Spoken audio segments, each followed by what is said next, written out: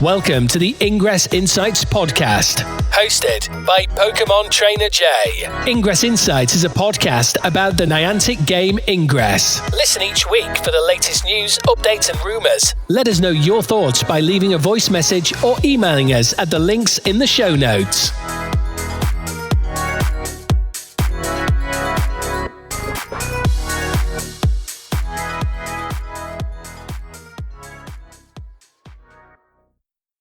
Additional intel available. You've got mail.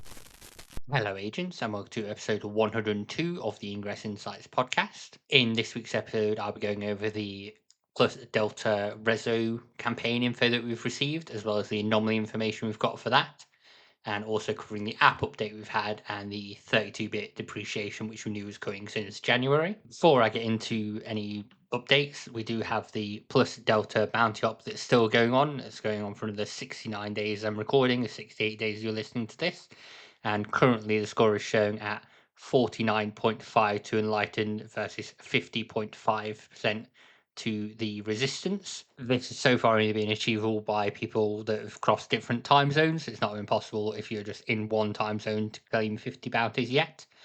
I've claimed 47 so far myself, so getting there. I can't do the one that's my last one for today of destroying 2 enemy links because there simply aren't any enemy links nearby. But that's my progress on it so far. I should get the 50 daily bounties tomorrow and then be able to at least get the plus 500 Delta points from there. So I'll now go into the rest of the plus Delta campaign news.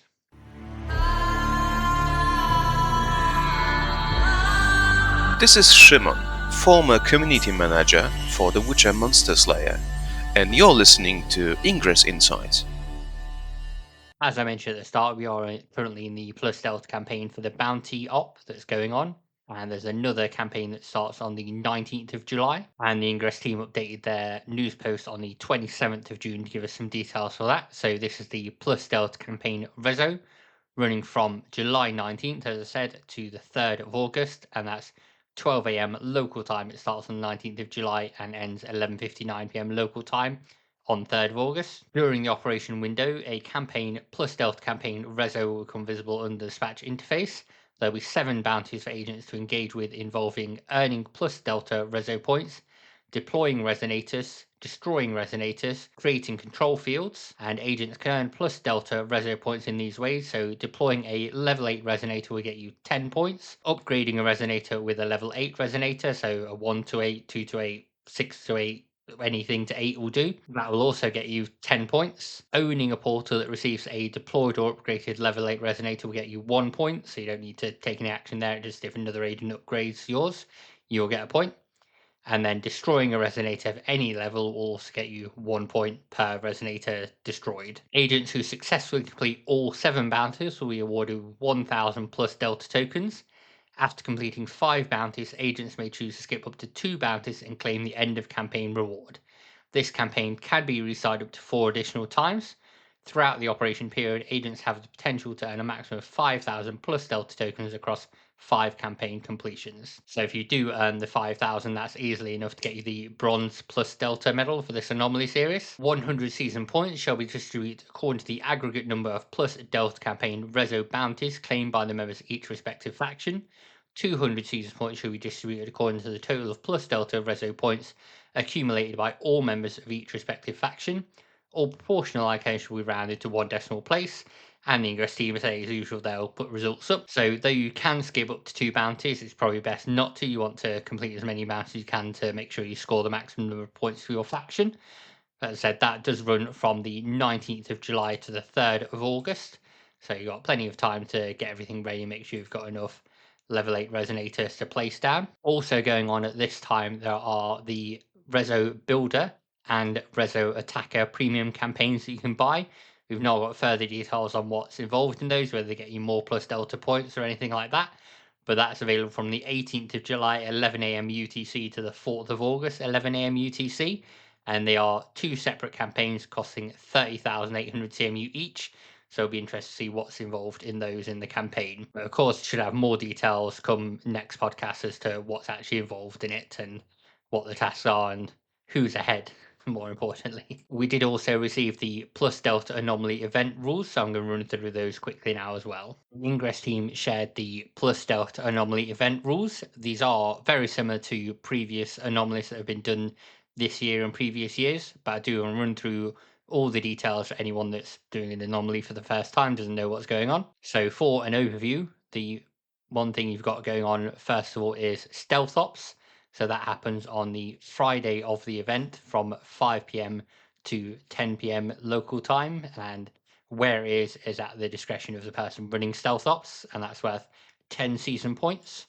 That's then followed by the urban ops on Saturday, 9 a.m. to 12:30 p.m. again at the discretion of the person running the event. And again, it's worth 10 points on there. And just to explain stealth ops and urban ops, because you may not have heard of them. So at a stealth ops or urban ops, the caterer will run a number of faction versus faction challenges. There'll be 10 season points allocated proportionally based on the number of challenges each faction won during the respective ops. Challenges ended in a tie will not be taken into point allocation. For stealth ops, these are competitive physicality challenges. So agents successfully completing this event on site will earn 1 increment on their stealth ops medal. And as it says, examples of challenges would be like a fixed leg relay race with various endurance exercises, team load / casualty carry, trivia question contest, Go Rook Spearhead logo field art contest, portal capture race within a designated area, or glyph sequence formation. Couldn't be something entirely different as well. It doesn't have to be those, they just give some examples. Then, as I said, on the Saturday of the event, you have the Urban Ops. So, again, that's hosted by Go Rook. You need a ticket to enter. And anyone that completes the event will earn 1 increment on their Urban Ops medal, and that's awarded within 1 week of the event. In proportion to challenges each faction wins during Urban Ops, the 2 factions will share 10 season points. If it ends in a tie, each faction will receive 3.5 season points. And again, they give some examples here of the challenges. So it could be similarly a fixed leg relay race, team loads casualty carry, trivia question contest, glyph sequence formation. So that's again on the Friday of the events that are happening for the anomalies. And then Friday has the stealth ops, and then the Saturday has the urban ops. And then on the Saturday from 2 p.m. to 5 p.m. local time in the anomaly zone, that's where the main battle beacons event happens. And also there's a flash shards event running at that same time. Then anyone in the anomaly zone will also receive anomaly bounties. I'll go through those bits next as well. All the battle beacons at the anomaly, a 3-hour portal battle will take place at anomaly zone portals using NIA deployed rare battle beacons. The final score of the portal battle will be used to proportionally divide the 100 season points available, rounded to 1 decimal place. As then says, the 3-hour period is 2 p.m. to 5 p.m. local time, and that's divided up where the battle beacons come in. So the first wave is 2 p.m. to 2:30 p.m. So only cluster B portals have a chance there to become volatile portals to get things from. And 2:30 to 3 p.m. is wave 2 of battle beacons. 3 p.m. to 3:30 p.m. is wave 3 of battle beacons. 3:30 p.m. to 4 p.m. is wave 4 of battle beacons. 4 p.m. to 4:30 p.m. is wave 5 of battle beacons. And then finally, 4:30 p.m. to 5 p.m. is the final wave of battle beacons, being wave 6. Those rare battle beacons are deployed by NIA Section 14, and as mentioned, a subset of anomaly zone portals will be activated as volatile portals that are high value targets are worth 3 times that of the non-volatile ones, and you can see them on the map. They do look differently. There is an example of scoring, but I've run through that a couple of times. I'll run through that again in a future episode when we get close to the first anomaly. Then at the same time that the battle beacons are going on, there are flash shards running as well. So again, that's 2 p.m. to 5 p.m. local time at the anomaly. So during each wave, 4 target portals per faction and 13 shards will manifest. These are funny times, so just is worth making yourself aware of when these happen. So starting at 2:02 p.m., 4 target portals for each faction will manifest at 30-minute intervals. Starting at 2:02 p.m., batches of 13 shards will manifest at 30-minute intervals. Batch 1 and 4 shards will only manifest on cluster A portals. 2 and 5 shards will only manifest on cluster B portals. And 3 and 6 shards will only manifest on cluster C portals. So starting at 2:10 p.m, all shards will begin traveling along eligible links approximately every 10 minutes. Each wave of shards may make up to 3 jumps before demanifesting, if possible, based on link configuration. All shards from a wave will demanifest approximately 29 minutes after they first manifest, whether they're on target portal or not. Similarly, all target portals from a wave will demanifest approximately 29 minutes after they first manifest. The final wave of shards will occur approximately at 4:32 p.m, and the last shard movement will occur at approximately 5 p.m, and all shards and target portals will demanifest at around 6 p.m. So points are awarded as follows. You get 1 point awarded to the faction owning the link for each shard jump along an eligible link, regardless of the destination portal. 1 point is also awarded to the faction owning the link for each shard jump along an eligible link exceeding 499.5 meters and landing on anomaly zone portal, irrespective of whether it's a target portal. And then 6 points are awarded to the faction to which a target portal belongs for each of the first 4 shards secured on that target portal, regardless of which faction controlled the target portal at the time of the shard landing. Any shards secured after the 4th shard on a given target portal are worth 0 points. Again, there is a breakdown. I've gone through the shard singulars that work similar to this as well, but I won't go through them in further details quite yet. You have heard me say about the cluster portals, so just to clarify that, anomaly zone portal will be further grouped into 3 clusters, and their ornaments will be color coded based on the cluster assignment no less than 24 hours before the anomaly event. So cluster A portals are surrounded by a orange barrier. Cluster B portals get a pinkish barrier around them, and cluster C portals have a purple barrier around them, so you can see what ornaments they've got on them and what cluster they're in. So it's handy to know for where you should be targeting if you're running anomaly, where you should be sending people, things like that. The final thing that would go on at the main anomaly site is the anomaly bounty procedure. So this is during the 3-hour period, again 2 p.m, but it goes to 5:10 p.m. local time. Agents close to the anomaly zone will receive a anomaly campaign via their dispatch system. So that's got 7 bounties. It's not restartable. You can't do it again and again. The bounties you'll get are Hacker Portal, should do that very easily. Destroy 40 portal mods, destroy 70 portal mods, destroy 100 portal mods, and 40 anomaly unique hacks, and 70 anomaly unique hacks, and 100 anomaly unique hacks. In order to earn an anomaly unique hack, an agent must hack a portal that's part of the anomaly zone within 2 p.m. to 5 p.m, regardless of which cluster or wave that portal may be used as. Each portal will only increment the anomaly unique hack once, and the campaign will expire at 5:10 p.m. local time, so it gives you a chance to claim it if you've not already. Any bounties that remain unclaimed at that moment will not be counted towards the anomaly score, and there's 80 season points distributed among factions based on the average number of anomaly bounties each agent has claimed. Only agents who've claimed at least 1 anomaly bounty will be included in the calculations, and those scores will be rounded to 1 decimal place. It's worth noting, if you complete all those bounties, you do get 5,000 plus Delta tokens at the event, so it's worth attending and make sure you get those on there. But that's all I've got really for plus Delta. As I say, there's ones that are coming up. We've got the Rezo campaign that I've been through, and then the field campaign that's coming up at the end of August. And then before that, on the 16th of August, that weekend, we've got the first plus Delta anomaly on the ground in Melaka, Malaysia, and Portland, Oregon in the USA. So I'll cover a bit more as we start to get close to that date. But for now, I'll go into the general Ingress news. Hey, this is Sim, Global Product Marketing Lead for Peridot, and you're listening to Ingress Insights. As you're listening to this podcast, hopefully on the day of release, is second Sunday for July. I will share that I messed up my second Sunday, so I usually have some scans saved up and I'll upload them. For some reason, my sleep-addled brain thought at 3 a.m. on Saturday that it was 3 a.m. on Sunday.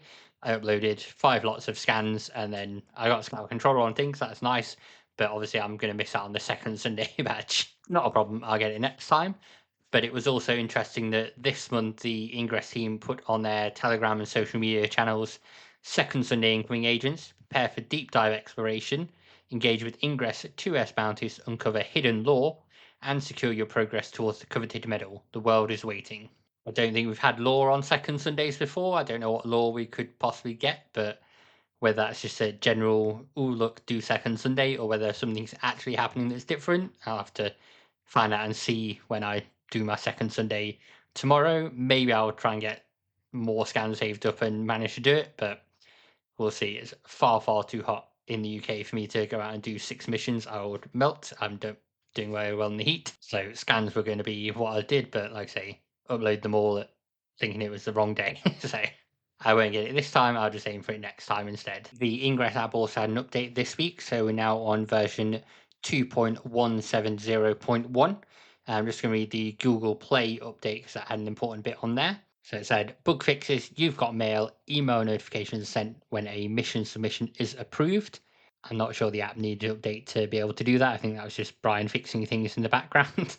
But importantly for Android users, it says we've retired support for 32-bit Android and Android 9 to better focus development and testing on upcoming Android devices requirements for newer phones. So if you remember, this was announced back in January this year that the Ingress app would be depreciating support for 32-bit Android phones.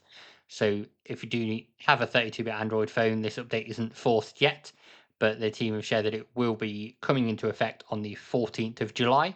So please do make sure you update your device before then, otherwise you simply won't be able to play Ingress. The app won't work. And then the final bit of Ingress news is the Ingress team is now on Blue Sky, so the other social media network that's obviously very similar to Twitter in its setup, but without the weird AI and things like that. I won't cover what happened on Twitter over the past week or so, but I'm sure you could search Twitter Mech Hitler and see for yourself what went down. So given that, it seems the Ingress team decided now is the right time to move off Twitter and go onto a different social network, and they've chosen to do that on Blue Sky. So I'll include the link to their Blue Sky in the show notes. You can follow them on there. They're being quite responsive at the moment, and Brian did note a plugin that he'd seen on Blue Sky where when they share something to social media or their news posts, that Blue Sky comments and replies could be added to the Ingress blog. That'd be a bit interesting, but maybe a bit nuts. And I have to see how that goes and see what kind of responses they get if they decide to then turn it off. That's all I've really got for this week. We don't have any news on Recon yet and when that's coming. Hopefully it's soon, but we just simply don't know. I'll move on and get things wrapped up now for you all. Hey there, this is Jeff James, game designer from Marvel World of Heroes, and you're listening to Ingress Insights. Thank you, agents, for listening to this week's Ingress Insights. Next week, we should have details on how everyone's doing on the Plus Delta global op for the bounties and see who's in the lead there at the time. There's still plenty of time to do that until the 19th of September, of course. We'll also have kicked off the Plus Delta global campaign Rezo and be able to see what the premium campaigns are. I'll talk through those, see whether I think they're worth it. I don't know whether I'll get them at the moment, but I'm interested to see what's behind them, what's worth it. I've talked before about things that I think would make premium campaigns worth it and the battle pass, that kind of thing. We may have some details for the final global campaign of the Plus Delta global campaign field that happens at the end of August. So maybe a bit too early to call that one, but who knows? And who knows what's happening with Recon and whether we'll get any more details on there. And I'll be interested to see whether we get anything out of Second Sunday later today and find out what's going on, if there is any new lore. That's all I've got for this week, agent. So thanks once again for listening. Hope you have a great day and happy hacking. Thank you, agents, for listening to the latest episode of the Ingress Insights podcast. If you'd like to help the podcast out, you can do that in a few ways. So first of all, rating the podcast on the podcast service you're listening to is always a great help, as well as leaving any comments on YouTube or Spotify if you're able to do that if you're listening on those channels. Ingress Insights also has a merch store over at tpublic.com/user/ingress-insights, where you can pick up badges and pins and t-shirts with the Ingress Insights logo on, and a few other little bits. There's also the Ko-fi store page, which has previous episodes of the podcast if you want to download those. They'll be out in batches over the next few months. You can also follow us on social media. So the main one we use is Instagram, which is under the name ingress.insights. And we also have a Blue Sky and a Threads, which you can find linked on the show notes to follow on there. If you have any feedback or episodes you'd like to see, or bonus episodes, things you want to cover, or you want to come on and chat about your experience playing Ingress, do let me know. You can contact us via email as well. And the email address is just ingressinsights@gmail.com. So you can send us anything there, voice messages, things you want me to discuss in future episodes, or anything you think I've missed and need to cover next time. Thank you again for listening, agents. Hope you have a great day and happy hacking. Intel package transferred.